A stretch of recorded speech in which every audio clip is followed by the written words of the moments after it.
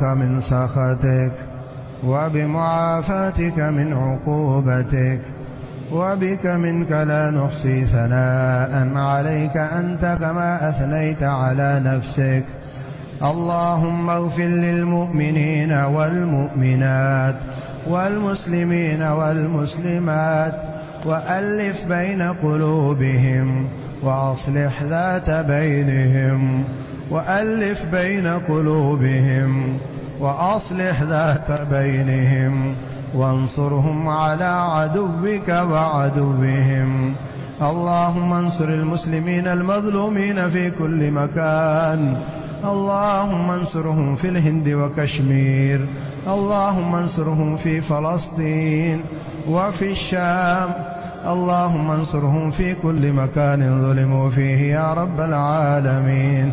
اللهم كن لهم ناصرا ومؤيدا ومعينا، واجعل لهم من لدنك وليا، واجعل لهم من لدنك نصيرا. اللهم ثبت أقدامهم وسدد سهامهم واربط على قلوبهم واجمع كلمتهم على الهدى. اللهم اجعل عملهم في رضاك، وخذ بنواصيهم للبر والتقوى، ووفقهم لما تحب وترضاه بفضلك يا رب العالمين. اللهم نجي إخواننا المسجونين المظلومين في كل مكان، وات بهم آمنين سالمين غانمين عاجلا غير آجل يا رب العالمين. اللهم لعن الكفرة الذين يصدون عن سبيلك ويكذبون رسلك ويقاتلون أولياءك. اللهم خالف بين كلمتهم وزلزل أقدامهم، وأنزل بهم باسك الذي لا ترده عن القوم المجرمين. اللهم إنا نجعلك في نحورهم ونعوذ بك من شرورهم. اللهم من أرادنا وبلادنا وقادتنا وأمراءنا سوءا فأشغله بنفسه. اللهم من أرادنا وبلادنا وبلاد المسلمين سوءا فأشغله بنفسه ورد كيده في نحره. اللهم اجعل تدبيره عليه يا رب العالمين. اللهم اجعل تدبيره تدميرا عليه يا إله العالمين.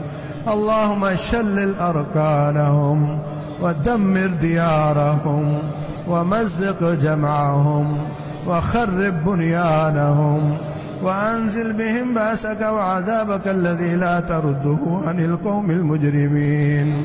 اللهم إنا نجعلك في نحورهم ونعوذ بك من شرورهم. اللهم خذهم أخذ عزيز مقتدر. اللهم أحصهم عددا وقتلهم بددا ولا تغادر منهم أحدا، إنك أنت اللطيف الخبير. اللهم أنت القوي ونحن الضعفاء. اللهم ارحم ضعفنا واجبر كسرنا وتول أمرنا. اللهم زدنا ولا تنقصنا. اللهم أعزنا ولا تذلنا. اللهم أكرمنا ولا تهنا. اللهم آثرنا ولا تؤثر علينا. اللهم أعطنا ولا تحرمنا. اللهم أرضنا وارض عنا بفضلك يا رب العالمين. اللهم قسم لنا من خشيتك ما تحول به بيننا وبين معصيتك، ومن طاعتك ما تبلغنا به جنتك، ومن اليقين ما تهون به علينا مصائب الدنيا. ومتعنا اللهم بأسماعنا وأبصارنا وقواتنا ما أبقيتنا، واجعله الوارث منا. اللهم اجعل ثارنا على من ظلمنا. اللهم اجعل ثارنا على من ظلمنا.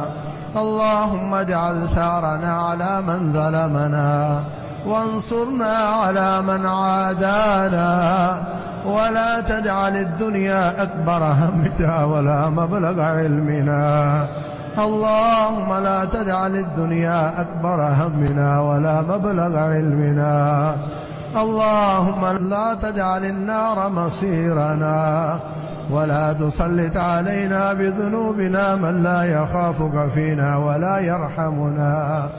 اللهم لا تجعل مصيبتنا في ديننا.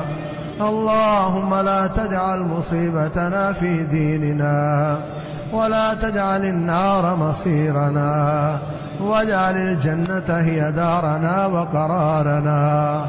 اللهم أحينا حياة المجاهدين. اللهم ارفع علم الجهاد ونج به العباد والبلاد. اللهم أحينا حياة المجاهدين وأمتنا ميتة الشهداء والسعداء. اللهم ارزقنا شهادة في سبيلك. اللهم ارزقنا شهادة في سبيلك بفضلك يا إله العالمين. وصلى الله وسلم.